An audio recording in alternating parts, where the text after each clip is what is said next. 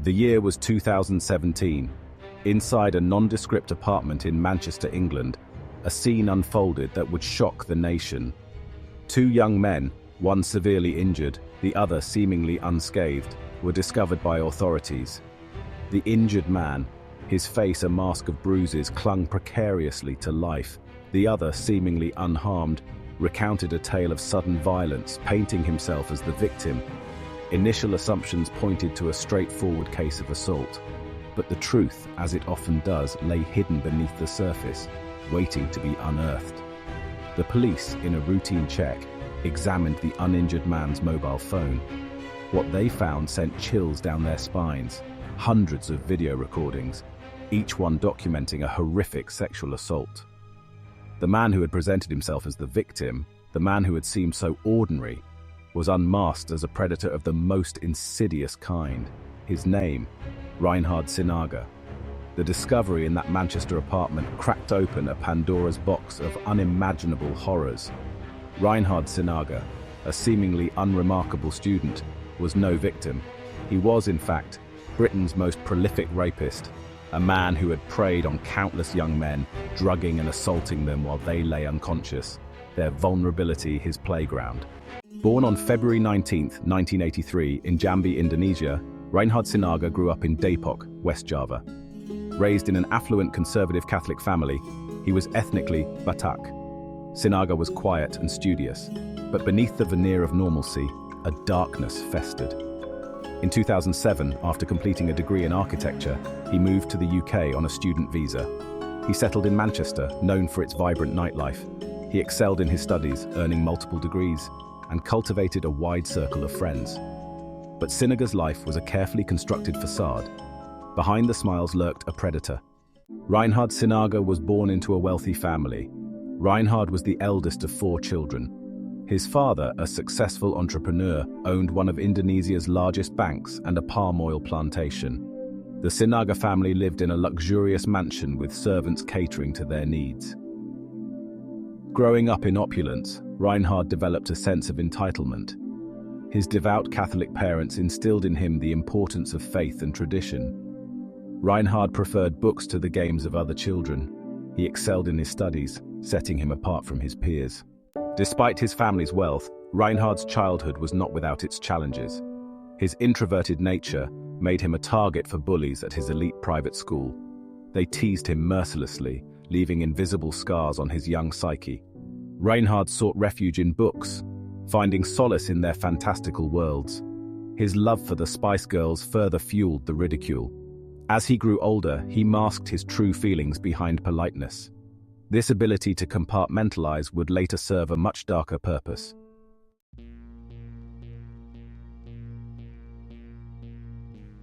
A world of books and secrets.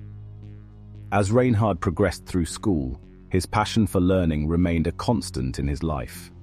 He excelled in his studies, consistently earning top marks in all subjects. His parents, determined to provide him with the best education money could buy, enrolled him in an elite private high school, a prestigious institution known for its rigorous academic program and its impressive alumni network. Despite the school's reputation for fostering excellence, Reynhard remained an outsider. He navigated the hallowed halls with a quiet intensity, his mind always working, observing, analyzing. He was a keen observer of human behavior, fascinated by the complexities of social interaction, yet strangely detached from the social world that surrounded him. He buried himself in his studies, finding solace in the pursuit of knowledge. He devoured books on history, philosophy, and literature, his mind a sponge absorbing information with an insatiable hunger. He excelled in his classes, impressing his teachers with his intellect and his ability to grasp complex concepts with ease.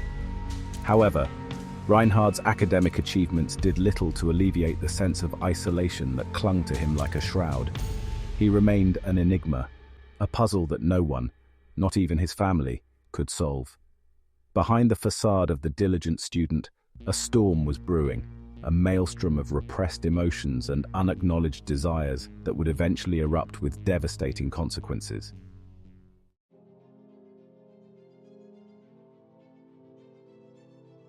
In 2007, Reynhard Sinaga, armed with a privileged upbringing and a thirst for knowledge, embarked on a new chapter in his life. Leaving behind the familiar comforts of Indonesia, he crossed continents to pursue higher education in the United Kingdom. His destination, the bustling city of Manchester, a place renowned for its academic institutions and its vibrant, diverse culture. Manchester, with its cobbled streets and imposing Victorian architecture, stood in stark contrast to the sprawling metropolis of Jakarta that Reynhard knew. Yet the city, with its undercurrent of energy and its promise of anonymity, held a certain allure for him. It was a place where he could reinvent himself, shedding the skin of his past and embracing new experiences. Enrolling at the University of Manchester, Reynhard quickly adapted to student life. He navigated the labyrinthine corridors of the university with ease, his mind eagerly absorbing the knowledge imparted in lectures and seminars. His intelligence, once a shield against the taunts of bullies, became a tool for connection, a way to engage with his peers and forge friendships. He thrived in the academic environment, his natural curiosity piqued by the intellectual challenges posed by his coursework. He excelled in his chosen field of study, impressing his professors with his sharp mind and his insightful observations. To them, he was a model student, a testament to the transformative power of education. However, beneath the surface of the diligent student, a more sinister transformation was taking place, one fueled by newfound freedom and a growing sense of detachment from the consequences of his actions. Manchester, with its vibrant nightlife, offered Reynhard a level of freedom he had never experienced before. Away from the watchful eyes of his family, he began to explore facets of his identity that had long been suppressed. The city's pulsating nightclubs became his playground, a space where he could shed his inhibitions. It was within these clubs that Reynhard began to understand and accept his sexuality. He found himself drawn to men, their energy and confidence both intriguing and alluring. He began to frequent same-sex bars and clubs, immersing himself in a community that embraced openness and acceptance.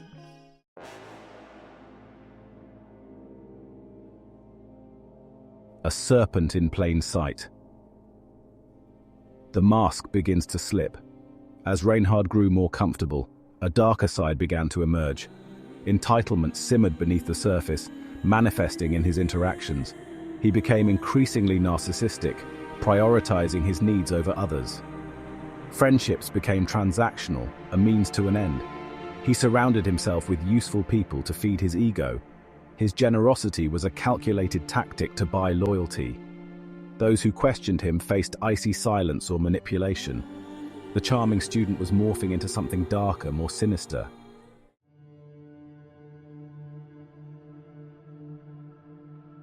The Methodical Predator. Reynhard Sinaga's transformation from a charming student to a predator was gradual but relentless. Manchester's nightlife was his hunting ground. Clubs and bars teeming with young men became his terrain. Sinaga's approach was disturbingly calculated. He mingled seamlessly, always on the lookout for potential victims. His charm and offers of help were his primary weapons. Once inside his apartment, the facade of safety shattered. He would offer a drink laced with a potent sedative. He meticulously documented every act on his phone.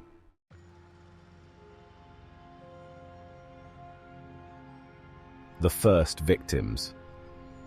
The first known victim of Reynhard Sinaga's crimes was a young man he met on New Year's Eve in 2015.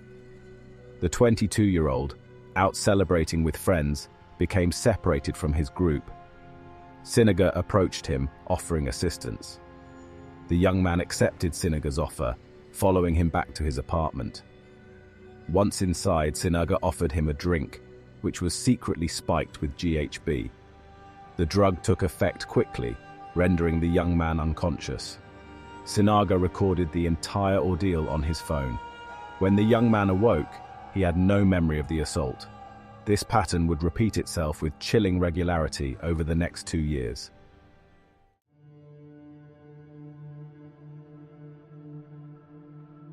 The dark rituals. Reynhard Sinaga's assaults were not mere acts of violence. They were ritualistic in nature. Each attack followed a disturbingly consistent pattern, underscoring the calculated nature of his crimes. The ritual began the moment he selected his target, a process marked by meticulous observation and strategic engagement. Sinaga's apartment, the epicenter of his crimes, was arranged to facilitate his dark rituals. The living room, with its unassuming decor, served as the initial point of trust. Victims were often led here under the pretense of needing to rest or charge their phones. The drinks offered, innocuous in appearance, were laced with sedatives powerful enough to incapacitate even the most vigilant. Once his victims were unconscious, Sinaga would begin his ritual. He would position their limp bodies, arranging them in ways that suited his perverse fantasies. The assaults were recorded with clinical precision, each video a grotesque testament to his control and domination. The recordings were not just for his gratification, they were trophies, each file meticulously labeled and stored. Sinaga's rituals extended beyond the assaults. He often took personal items from his victims' phones, wallets, photo ID cards, keeping them as macabre mementos of his conquests. These items, hidden away in his apartment, were a constant reminder of his power over his victims. The sheer volume of evidence he accumulated is a testament to the scale of his predatory behavior. His methodical approach and attention to detail ensured that his crimes went undetected for an alarming length of time. The House of Horrors. By 2017, Reynhard Sinaga's reign of terror had reached its peak. His apartment had become a house of horrors. Over 200 victims and 136 counts of rape documented. Sinaga's confidence grew with each assault. He believed himself invincible. However, his arrogance would lead to his downfall. In June 2017, a victim regained consciousness. The young man fought back. This marked the beginning of the end for Sinaga.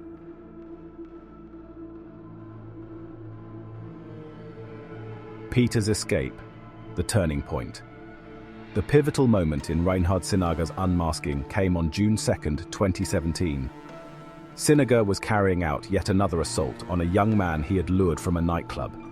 The man, Peter, had been drugged, but this time something went wrong. Peter regained consciousness mid-assault. Disoriented but aware, he fought back against his attacker. The struggle was fierce. Amidst the chaos, Peter managed to break free. He sought help from nearby residents. The neighbors called the police, setting in motion events that would end Sinaga's reign of terror. Initially, the police arrested Peter, mistaking him for the aggressor. Peter's explanations led officers to question the situation further. They searched Sinaga's apartment, revealing the horrors within.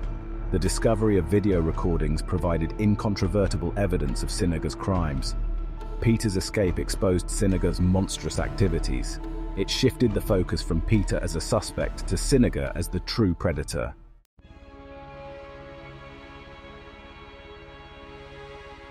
The unraveling of the monster. The police faced the monumental task of unraveling Reynhard Sinaga's web of deceit and terror.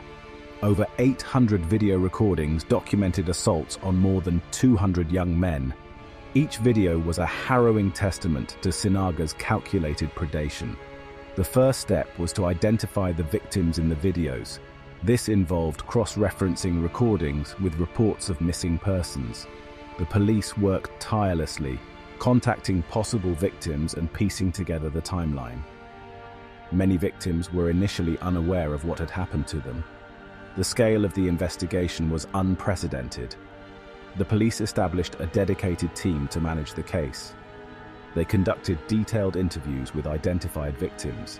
Each testimony added another layer to the case against Sinaga. Sinaga's meticulous record-keeping worked against him. His arrogance led him to document every assault, sealing his fate. The investigators compiled a detailed dossier, outlining the systematic nature of his crimes. This evidence was crucial in building a robust case, ensuring Sinaga would be held accountable. Building the case, forensic evidence, and testimonies. The compilation of evidence against Reynhard Sinaga was meticulous. Forensic experts analyzed physical evidence found in his apartment. The drugs used to incapacitate his victims were traced back to Sinaga. The digital forensics team authenticated video recordings. Police collected physical items from Sinaga's apartment. These included clothing, identification cards, and personal effects. Forensic analysis and DNA evidence linked Sinaga to his victims. This evidence established a clear pattern of predation. Victim testimonies were crucial. Police offered support and counseling to victims. These testimonies provided a human face to the crimes. The coordinated effort ensured justice would be served. The trial of Reynhard Sinaga began in Manchester Crown Court in June 2019 under high security and intense media scrutiny. The courtroom was a stark contrast to the dark, hidden world Sinaga had created. Here, his actions would be laid bare, and he would face the consequences of his monstrous deeds. Sinaga sat in faceless emotion, an unassuming figure who had wrought unimaginable horror upon his victims.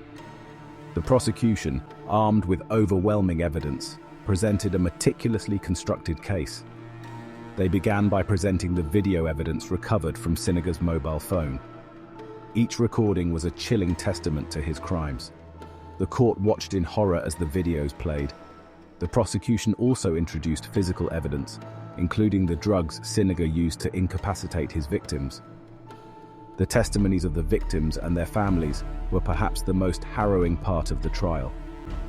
Each victim recounted their experience, their voices steady but filled with emotion. Sinaga's defense attempted to argue that the encounters were consensual, a claim that quickly fell apart. The trial revealed the true extent of Sinaga's depravity, a man who had preyed on young men with impunity. The trial drew to a close in January 2020, and the jury retired to deliberate. After a week, they returned with their decision. Reynhard Sinaga was found guilty on 159 counts of sexual assault. The courtroom erupted in a mixture of relief and emotion.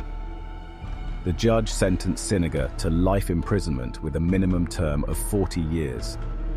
For many, the sentence provided a sense of justice and reassurance. The case sparked conversations about safety and the need for vigilance. The conviction of Reynhard Sinaga marked the end of a horrifying chapter, but the reverberations of his crimes continue. For the brave survivors, the path to healing is long and fraught with challenges. The psychological scars run deep, and many survivors grapple with feelings of shame, guilt, and trauma.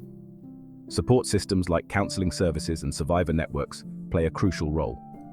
The legal system's response has prompted significant discussions about protections for vulnerable individuals. Authorities have been called upon to enhance vigilance and implement robust measures. Sinaga's case has left a lasting impact on the judicial system and public consciousness. Their efforts ensured that Sinaga's victims receive justice and that this monster never walks free in our world again. Thank you for watching. Please like and subscribe to our channel for more videos from the Dark Chronicle True Lies.